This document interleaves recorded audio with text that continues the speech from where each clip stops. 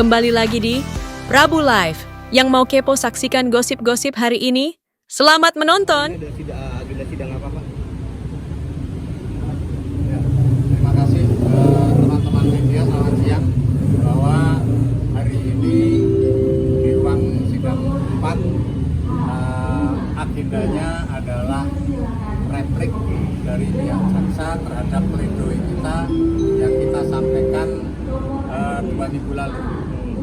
Jadi kami selaku penasihat hukum dari terdakwa Pak Prasetyo dan Pak Supriyanto, bahwa di dalam pledoi ini kami minta majelis hakim untuk memutus konslah, ya, artinya perbuatan itu terbukti tapi bukan merupakan perbuatan pidana, atau paling tidak membebaskan dari tuntutan dakwaan jaksa. Karena apa? Satu, pihak jaksa pada saat membuat tuntutan atau dakwaan ini tidak berdasarkan adanya fakta-fakta yang terungkap di dalam persidangan. Yang pertama, tidak pernah menghadirkan yang namanya korban atau pelapor, dalam hal ini Direktur PT DM. Ya. Yang kedua adalah di dalam fakta-fakta persidangan tersebut, ya, tidak ada bisa membuktikan para terdakwa klien kami ini menerima uang aliran dana yang dikatakan mengucur atau yang mengakibatkan kerugian dari PT Dima Investindo. Lalu yang berikutnya, justru penerima uang ada yang 9 miliar, ada yang 3 miliar, ada yang lain-lain, tidak dijadikan tersangka. Nah, ini ada apa? Jadi kami merasa klien-klien kami itu dizolimi sejak penyidikan di Polda Metro Jaya oleh penyidik. Ini yang perlu kami sampaikan. Penerima uang justru tidak dihadirkan baik sebagai saksi, dan seharusnya penerima uang kalau konsekuensinya itu ada yang di perkara lain, ada yang di TPPU, harusnya penerima uang harusnya dihadirkan dalam sidang. Itu saja untuk kami. Baik, terima kasih teman-teman. Kalau saya kuasa hukum ataupun penasihat hukum dari terdakwa Hikmat Hayat. Nah, kami sama, dakwaannya sama, kemudian tuntutannya juga sama, yakni 3 tahun 9 bulan. Nah, klien kami ini berdasarkan fakta persidangan, kemudian bukti yang terungkap di persidangan, sama sekali tidak terbukti menerima aliran dana ataupun ada niat untuk sejak awal bersama-sama dengan para pelaku yang saat ini tidak dihadirkan dalam persidangan. Jadi dari 8 orang yang menjadi tersangka dalam perkara ini, hanya 4 orang yang disidangkan.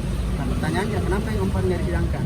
Sementara yang 4 ini yang disidangkan ini, terutama klien saya, itu bukan orang yang menerima aliran dana. Nah, perkara ini juga sudah diproses secara perdata oleh pelapor. Namun faktanya klien saya itu atau klien kami terbukti tidak melakukan perbuatan melawan hukum. Nah, artinya kalau tidak terbukti melakukan perbuatan melawan hukum dalam konteks keperdataan, masa iya terbukti melakukan perbuatan melawan hukum dalam konteks pidana? Karena kan penjabaran terhadap perbuatan melawan hukum ini yang lebih luas itu atau lebih kompleks itu dalam hukum perdata. Kalau pidana ini jelas, kalau dia disebutkan melanggar pasal 372, ya maka apa yang dia gelapkan? Kan begitu. Kemudian kalau dia juga melanggar pasal, didakwa melanggar pasal 378, nah seperti apa bentuk tipu muslihatnya? Rangkaian kebohongan yang dia buat itu apa? Kemudian kalau dikatakan juga pasal 55, dia bersama-sama dengan siapa? Kan itu. Nah, itu semua terbantahkan dalam sidang pembuktian. Makanya saya sangat ironi tadi ketika misalnya jaksa mengajukan replik tertulis.